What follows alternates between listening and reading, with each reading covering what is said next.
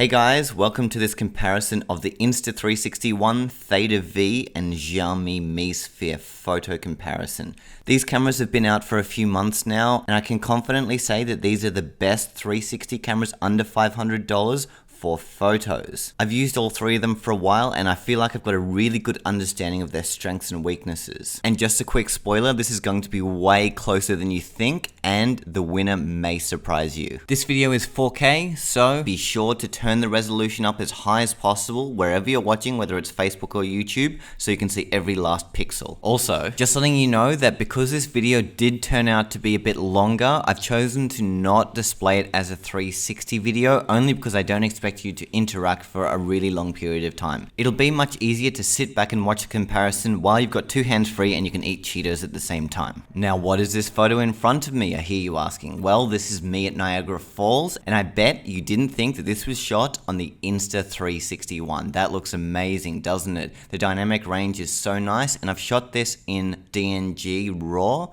and I've taken it into Photoshop and done a nice little color grade. This is what the photo looked like before. Take a look at that. It's flat, it's dull, it's dark, but I was able to revive it in the color grade massively. There seems to be two kind of people out there. People that just want to shoot and upload straight away to their social networks, and there's color grading nerds like myself that actually do take the time to get the best colors possible out of their photos, whether it's going to be a 360 photo or a tiny planet, before they post them online. Therefore, I'm going to have these split comparisons of most photos from this point onwards, so depending which camp you're in, you'll see what you're going to get. Moving over to the Xiaomi Mi Sphere, and straight away, straight out of the camera, you'll see the colors are much more saturated and the dynamic range is much more balanced. On the graded version, I was able to bring out the colors a lot more. However, it is kind of left with a blue tint all the way around. I did try to correct this, but it wasn't really possible to remove it completely. Here we have the Theta V, and I shot this using HDR rendering, and every photo from this point on was shot with HDR rendering, which is an awesome setting within the Theta app that, in my personal opinion, I think it will enhance your photos in 90% of situations because the HDR on the Theta V is excellent. Take a look at this image. Before and after both look stunning. It was able to capture the scene in front of me with the most amount of realism and accuracy of color of all three cameras. I do want to point out that HDR is not ideal when you have movement in your shot. As you can see by this man with 3 legs, it doesn't handle movement the best. So try and be still. If you can be still, then you're going to have awesome HDRs. Here they are side by side, and as much as I hate to say it, the Xiaomi is looking the worst because the sky is all blown out. The dynamic range doesn't really look as good as the other two. Look, it's totally, absolutely 100% acceptable, but the other two are performing better. Moving over to the Insta360 One, the dynamic range is looking really good. However, it does still feel a little bit washed out. I've always been a little bit unsatisfied with Insta360 cameras because they have had a washed out feel. Look, again, this result is amazing and I'm just complaining because I can. Again, the Theta V just looks so good. There's almost nothing I'd change about this image other than the slight purple fringing. And warning, this is the biggest weakness of the Theta V is the purple fringing. I will get to that a little later. Stitching. This is one of the key factors that you should consider when buying a 360 camera, and in this following experiment, I put my face, my beauty on the line and turned the seam line directly towards myself to see just how good the stitching is. Brace yourself, it's going to be hideous. Okay, so firstly, don't put your face in the seam line unless you want to look like the thing from the sewer. Secondly, this isn't looking that good, is it? The stitching is really not great. However, one thing Insta360 have over most other cameras is stitching optimization, which is a setting in their app, and I'm going to press it right now. And that's better. I've gone from mutant Ben to liposuction Ben. Not winning any beauty awards there. Seriously though, from my experience so far, the One has been average at best at near stitching. Anything within a few feet of the camera is going to get stitched and chopped up. However, anything in the distance, especially with stitching optimization, is going to turn out a-okay. Next, we have the Mi Sphere, held at arm's length, seam line facing my face, and again, not winning any beauty awards, but it is better than before. The Xiaomi is quite a thin camera, and most of the time I haven't had any issues with stitching. I obviously don't make a habit of taking selfies like this, but I've experienced the stitching to be less than perfect. I know it's something they're continually working on, and there have been many people come up with solutions to getting perfect stitching. However, for this comparison, I want to stick to the manufacturer's apps only. Same setup with the Theta V, and you're probably thinking, why didn't he turn the seam towards his face? Well, guess what? I did. The seam is smack bang in between my two eyes, and look at that. That is head and shoulders above the others. The Theta V has the best stitching I've seen from any all-in-one 360 camera. I've never ever had a serious issue with the Theta's stitching, and this is by far one of its biggest strengths. Okay, it's not completely flawless, but it does do the best overall job. I also want to add that I know for a fact that all three of these companies are constantly updating their firmware and apps to improve the stitching, so while this is what you see now, no doubt there will be improvements. Next test is the sun. This is something that 360 cameras simply can't avoid, so you will want to consider getting a camera that does handle the sun well if you do shoot outdoors a lot. Here we have the one, and it's looking pretty blown out. However, when I do grade the DNG RAW file, I'm bringing back a lot of detail in the sky, and this is actually looking quite balanced and really atmospheric. I like what I'm seeing here. With the Xiaomi, the sky is blown out a lot more. However, to be perfectly honest, it's not actually drawing my eye. The Xiaomi doesn't really get lens flares, and this helps keep the image more balanced overall, drawing less attention to the sun and other imperfections. When I color correct it, it brings back a little bit more detail in the sky. However, it does magnify one issue, which is a color imbalance in one of the lenses. This may look like a lens flare, but actually it's one lens picking up orange more than the other, so you have one side a bit bluer and one side a bit more orange. I know they definitely are working on fixing this.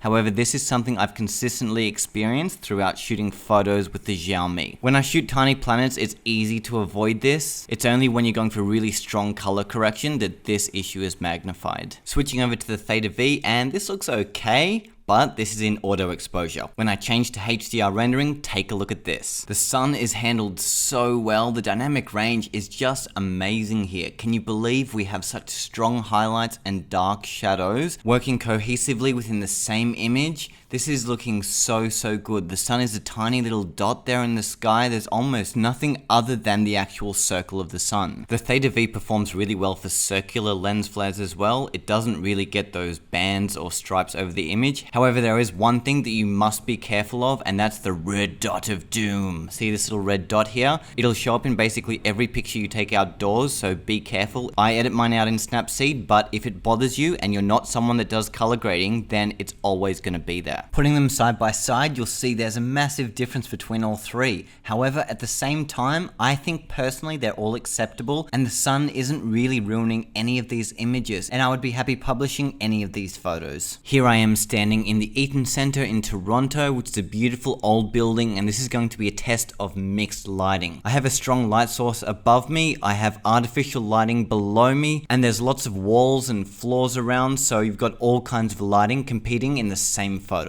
Again, the untouched version looks a bit dull and desaturated. Personally, I like bright, vivid colors, and I'm not really happy with that color palette. When I do enhance it, it's acceptable, but the sense of atmosphere isn't really as magical as it actually was. Instantly, when we switch to the Xiaomi, we see the potential that this image has. The colors are looking nice, warm, and inviting, and the dynamic range is excellent here. In the last example, the Xiaomi didn't really hold up, but in this example, where there's less contrast between your highlights and your shadows, the Xiaomi performs excellently. Next, I got the Theta V out, and yes, that is a security guard approaching me. Clearly, I was acting highly suspiciously with my multitude of cameras, taking an endless amount of selfies, so she was probably calling up the SWAT team. Luckily, before that phone call was made, I held the Theta up in the air, and I erased her memory. Here comes the man in black, man.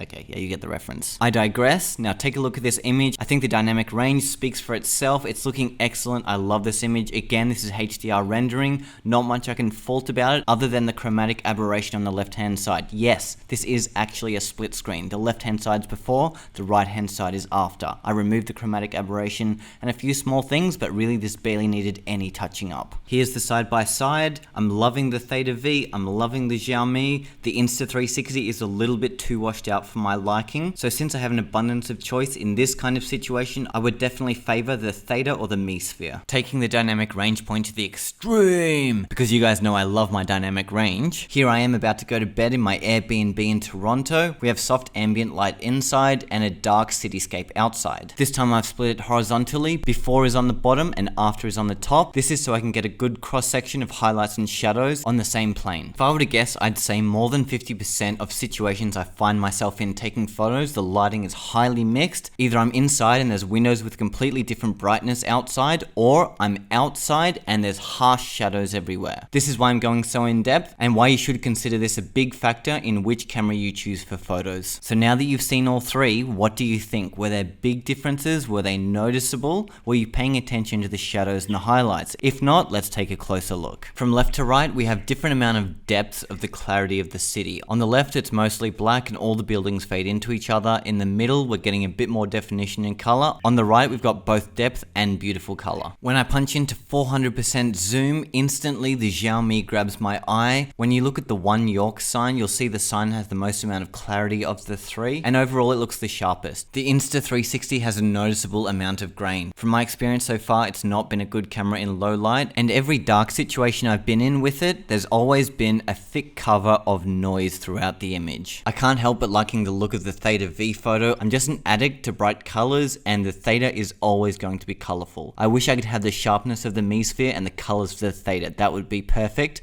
But again, these are going to be the two that will perform better in this situation. When we look in the opposite direction, it's a different story. When we look at the Mi Sphere, I think my theory from before is really ringing true, because this is a high contrast situation. It's not handling those highlights well at all. Those whites look completely white. I could not recover any of that detail. So you will want to beware when shooting in high contrast situations with the Mi Sphere. The One does better than it. At least you've got some definition in that bedside lamp, and some definition is better than no definition. When I look at the Theta V, it brings a tear to my eye. Look at all that definition. It's capturing almost everything within that bedside lamp. The Theta just thrives in mixed lighting. There's no denying it. Every camera I've compared the Theta S and Theta V to so far have paled in comparison when I've done this specific lighting setup. It's just so good at balancing the highlights and the shadows into one evenly exposed image. Taking it out into low light, I'm next to the iconic Toronto sign, and these are all looking pretty decent. I think if you have a good scene in front of you, ultimately that's going to shine brighter than camera specs, and honestly I'd be happy posting any of these images despite the differences I talked about earlier. I'm going to do the 400% zoom anyway, and you'll notice there's much more clarity on the Mi Sphere and Theta V in both the highlights, the shadows, the sign, and the building behind the sign. Niagara Falls, Ontario, one of the most picturesque spots in the world. It's time to take these three cameras out on an assignment to see which one is going to handle this situation the best. The first camera I used was the Insta360 one, and it did a decent job at capturing one of the smaller waterfalls. While the before photo was too flat for my liking, I was really able to bring out the vivid colors in the water and the silly red poncho. And this is a photo I ended up posting on Instagram, and it got a good response. I had it connected to my phone, and it was nice having the big preview so I could see that I was getting a really beautiful 360 before I took it. However, the Insta360 one combined with my iPhone 7 Plus is a grand total of over $1,000, and given the waterfall was producing a lot of spray, I did not feel comfortable leaving these two out and putting them both at risk. So it was time to switch. The boat sailed closer to the main waterfall of Niagara, and I knew it was a good move to switch to the Theta V because it had very rarely let me down. I knew it was going to capture those colors, that dynamic range, the whole atmosphere with the most amount of accuracy, and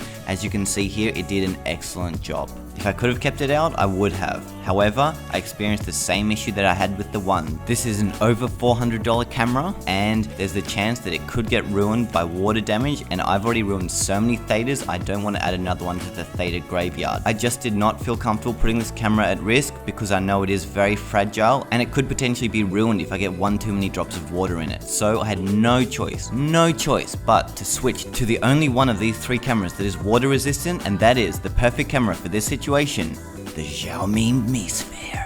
I knew nothing could possibly go wrong now because this is a cheap water resistant camera. Even if it got covered in water or even if I dropped it, it's only around $200 that I'm losing. It's not $400, it's not $300. This is the cheapest camera, and as a result I'm willing to take more risks with it, which means I'm going to get more photos in situations like this. If I hadn't have had the Mi Sphere right now, I would have put my cameras away full stop by this point because they would have been water damaged. I felt very comfortable snapping away, and I got about 10 to 15 photos with the Mi Sphere. There was so much water spray that the lenses did keep getting covered in water droplets. However, every every 10 seconds or so, I would clean the lenses on my jeans and then try again. I'd use the 2-second self-timer and try and take my epic selfie. It did fail a lot of times, but before the boat turned back, I got that one epic shot that I'm going to cherish always. I posted this on Instagram and Facebook as soon as the boat docked, and it got a massively good response. I'm going to look back on this photo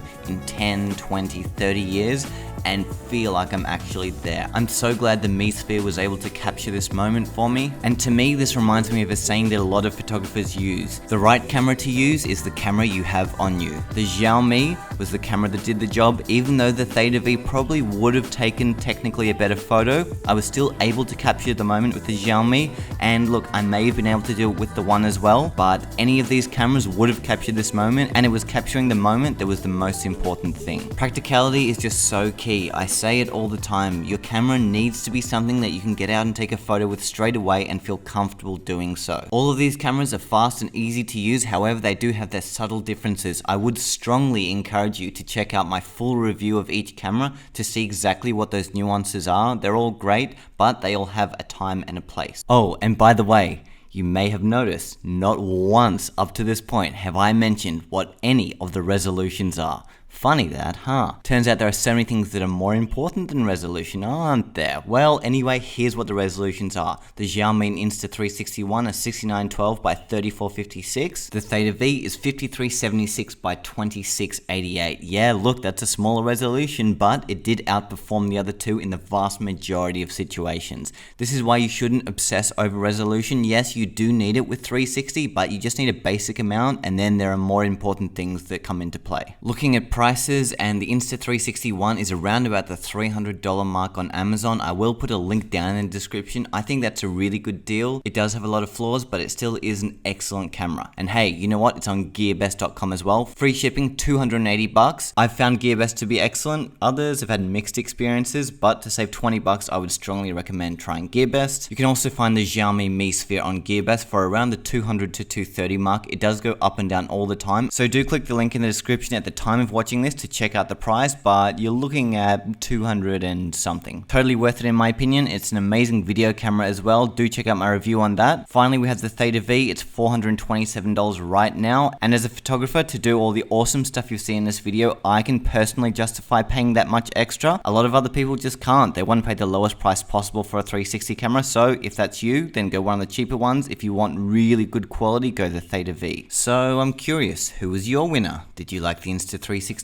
Did you prefer the Xiaomi, or are you a die-hard Theta fan? Let me know in the box below. I'd be keen to know which is your favorite. Also, don't forget to hit that subscribe button for more awesome side-by-side comparisons of all of the major 360 cameras. We have so many cool videos coming out in 2018, it's not funny. I have way too many 360 cameras on order right now. I've gone completely broke. I've stopped eating, but you know what? It's worth it because these cameras are so damn cool. By the way, did I mention that I already did a video comparison between these three cameras? Well, maybe that's the next video you should watch. Also, feel free to check me out on Instagram. My handle is @BenClaremont. If you want to see tiny planets and all kinds of wacky 360 stuff, you can find me there. We also have a share account. It's @LifeIn360Photo. If you post a tiny planet on Instagram and you tag #LifeIn360, you then have a chance of being shared by the official LifeIn360 Instagram account. Alright guys, until next time, keep capturing your world in 360. This is your boy Ben Claremont, and I will see you in the next video.